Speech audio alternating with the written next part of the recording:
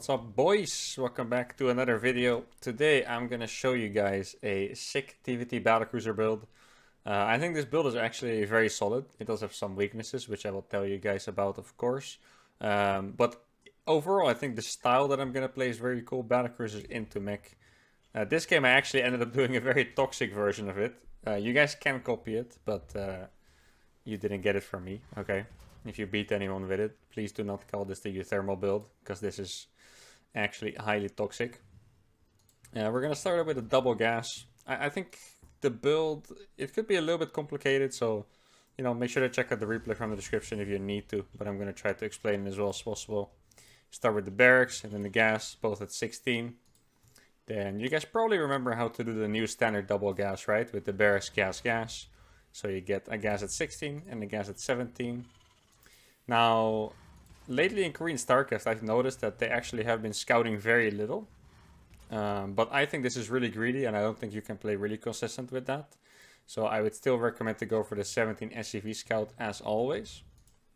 Now, once again, if you're not sure about this build, the double gas, a really big advantage of this is that your first of all, your economy is a little bit better. You're going to be able to get your CC a bit faster, your starport a bit faster, but also you're going to be able to wall off pretty fast.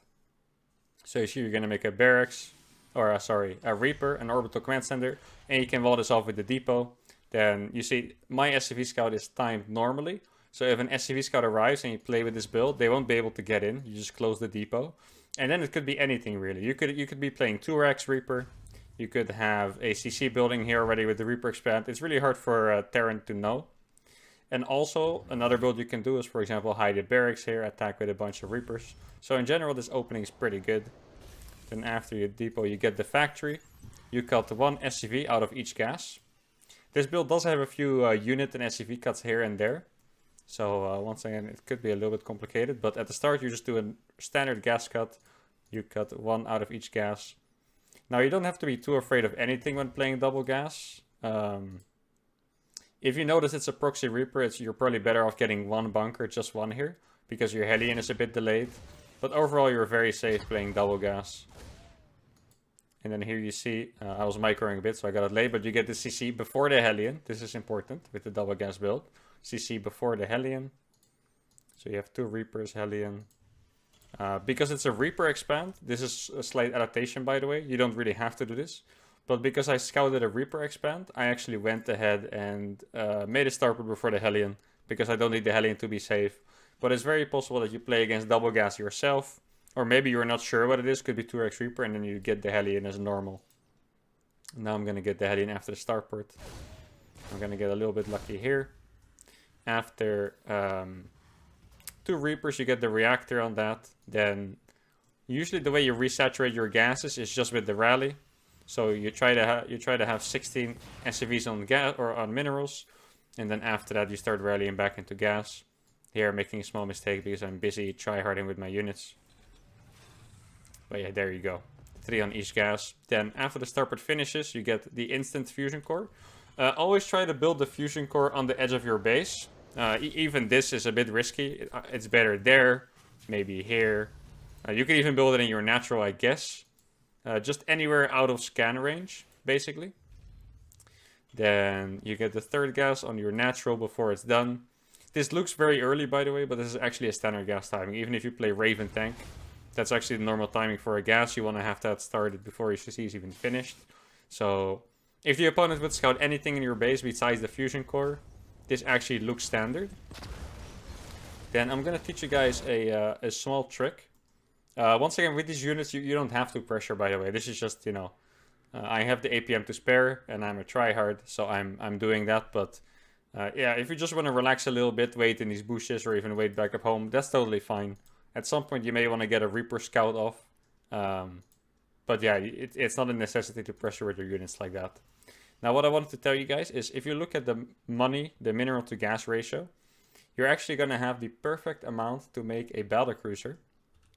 But you have to skip units for it. So you can actually make a tech lab here, just no unit from the factory, but you can make a tech lab to be safe.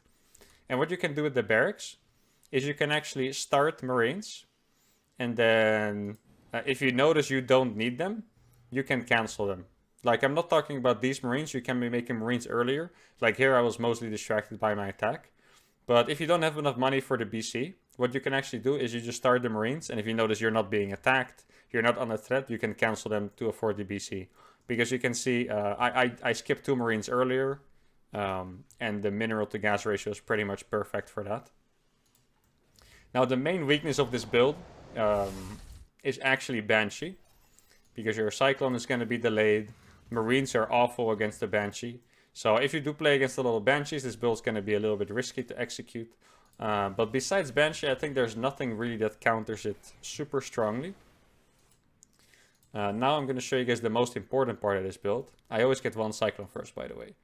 Recently, I've been trying around a bit. You can actually go Cyclones with Magfield. But recently, I've just been playing 1 Cyclone into Siege tanks. So I think that's probably the best way to do it. You can also try Magfield. There's a lot of stuff to try with this. But now the most important part of this build is actually scouting what your opponent has. Now you can also do this with a scan before your BC. And basically what you want to do is you want to decide if it's smart to jump in with the Battlecruiser. Okay, so first of all, BC, teleporting your BC across actually insta wins against some things. If you play against 2-1-1, for example, no Raven, no Cyclone, if you teleport the BC across and you don't like completely teleport it into a group of Marines, you should actually win the game pretty much instantly. Like, you can't counter it with that build. If you play against a person who doesn't make any Cyclones, it's also really good to teleport it across. And that's actually the biggest tell as well. Usually, you want to look for the Cyclone. If there's no Cyclone, you want to teleport it across. If you're not sure, you can also just keep it at home. Or if you just want to YOLO, you can do it too. Or if someone plays Cyclones and they're on your side of the map. Basically, you just don't want the guy to have defensive Cyclones. Doesn't matter if it's 1 or 2 in his base.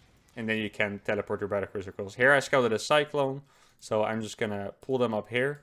There's actually 2 ways you can do this, guys. And the way I'm doing it this game is the ultimate toxic way, what I was talking about. And if you do this, you're probably going to get a lot of free wins playing like that. First way is just to send your Battlecruiser across without teleporting it. So it's just going to fly across slowly. You're going to attack some SCVs. And the only thing you have to pay attention to is Ravens. If you see a Raven, you teleport back instantly, right? And you actually have a few seconds to do this. If a Raven throws an interference matrix, you actually have a few seconds to teleport away still. But if the interference matrix hits the Battlecruiser and you haven't teleported yet, your BC is gonna die. So if you do that, you fly the Battlecruiser across, you actually have to babysit the BC. As soon as you see a Raven in screen, just get out. And you might think, well, then you're not doing any damage at all, your opening is wasted. Actually, if a Raven shoots an interference matrix, like I said, you still have a bit to teleport out. So a lot of time you can actually waste a lot of energy on the Ravens by moving out. Now the other way to play the situation where they have defensive Cyclones is to hide the Battlecruiser in the corner of your map. Here you see the importance of putting the fusion core down there. Because to a Terran player, what does this look like? Marine tank Raven, super standard play, right? It just looks exactly the same. So the other way to play is to hide Battlecruisers in the corner and just wait for the opponent to attack you and then teleport in. Now, this is a little bit of a gamble, and this is also super toxic, so once again, please don't tell anyone you got this builder from me. Don't use it too much as well, or you'll lose some internet points. But you can do it that way too. And I've actually found this way to be very strong, because I would say at least 80% of my opponents try to attack at some point. And the way you defend is like here, what I was saying. That I go 1 Cyclone into tanks. Here I made 2 Cyclones on accident. But if you have tanks, and I'm also not producing any, maybe I could have 2 tanks by now. You can just siege tanks here, here, and that way you defend the push slowly, because it's really hard for someone to just brute force their way into tanks. Like, they need to pick them off 1 by 1 with interference matrices and stuff like that, right? And it takes a long time, while your Battlecruisers just kill their entire base. So that's how that scenario plays out. Now, BC, so far I think it kind of sounds like just a meme, Battlecruisers, right? But I actually believe that this style is very solid and strong. Whenever I get into a long macro game, and I started with BCs and I have them alive, I usually win. Against any Terran in Europe. Like, it's a really strong style to play.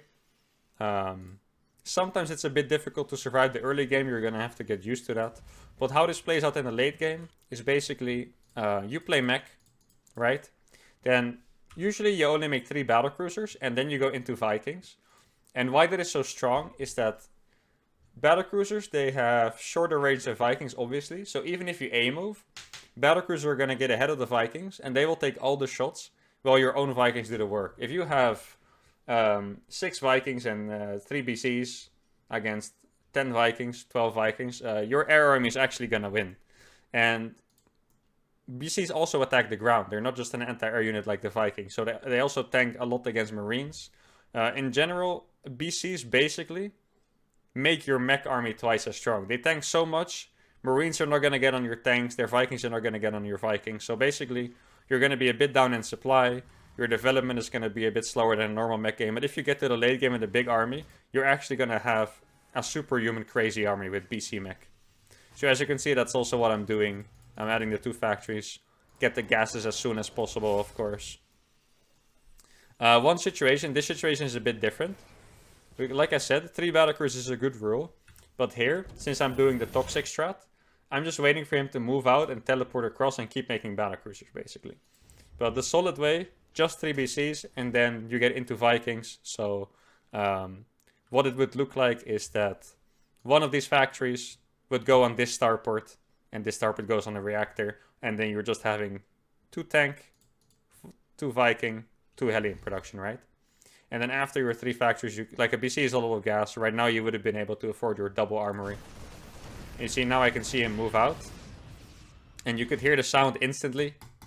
There we go. And you simply cannot kill this with any kind of reinforcements.